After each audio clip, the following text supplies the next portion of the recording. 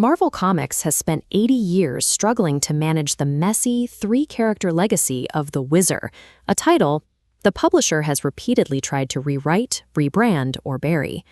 The trouble began in 1941 with the original Golden Age Whizzer, Robert Frank. While on an expedition in Africa, Frank's career was nearly cut short before it even started. After a lethal cobra bite, Frank's father attempted a desperate survival tactic. He injected his son with a transfusion of mongoose blood.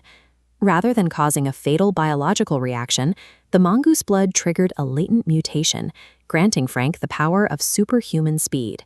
Frank became a fixture of the era, serving as a member of the All-Winner Squad and fighting alongside Captain America in standard World War II-era adventures.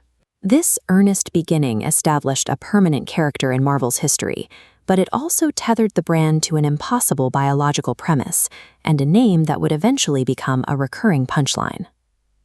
During a 1970s push for more complex narratives, Marvel attempted to tether Frank to its most popular mutants by implying he was the biological father of Quicksilver and the Scarlet Witch. This connection was later severed by other writers, forcing the focus back onto Frank's actual biological son with his wife, the hero Miss America. Because both parents had been exposed to heavy radiation during their superhero careers, their son was born as a mutant who absorbed and emitted dangerous levels of nuclear energy. To contain the threat, the child was placed in a suspended animation capsule, where he remained hidden away from the world for decades.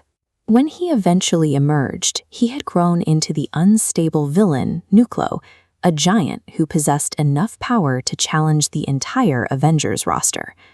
By the end of the Golden Age era, the Whizzer legacy had become a collection of tragic family baggage and continuity shifts that left modern writers with a difficult character to rehabilitate. When the Silver Age expanded Marvel's multiverse, the publisher introduced a new character to use the name, a frustrated chemist named James Sanders.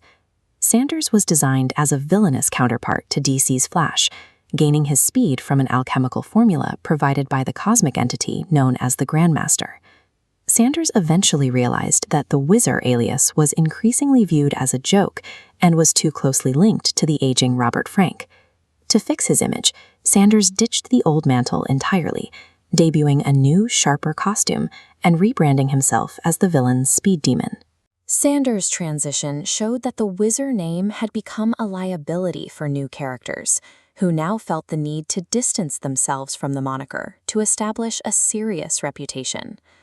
A third Whizzer appeared shortly after on the alternate Earth 712. This was Stanley Stewart, a dedicated family man and the heroic analog to Barry Allen. He possessed a classic, light-hearted origin story, gaining his speed after running through a mysterious, glowing fog bank while working his mail route. The tone of Stewart's story shifted when his team, the Squadron Supreme, decided to solve the world's problems by taking totalitarian control of their planet. As the team's moral compass, Stewart was forced to weigh the ethics of their authoritarian rule, leading to a storyline defined by intense psychological strain. Placing a hero with such a whimsical origin and name into a story about political collapse highlighted the growing gap between Silver Age tropes and the grittier direction of modern comics. In the modern era, Marvel moved to solve the branding issue by removing the Whizzer title from active use, opting for reboots grounded in hard science fiction. For the 2003 Max imprint, Stanley Stewart was completely reimagined. The glowing fog bank was replaced by an alien retrovirus.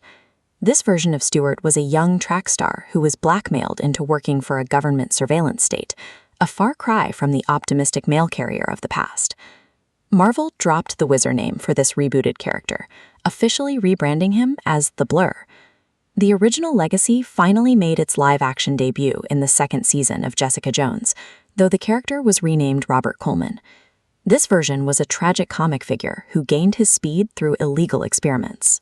His powers only activate when he is in a state of intense, paralyzing fear. In a nod to the 1941 comic, this terrified speedster keeps a pet mongoose named Emile, the name of the father who performed the blood transfusion. Mongoose blood and magic fogs have been largely replaced by stories of alien viruses and psychological trauma. The original name has been phased out, but these modern characters remain linked to the bizarre, messy history of their predecessor.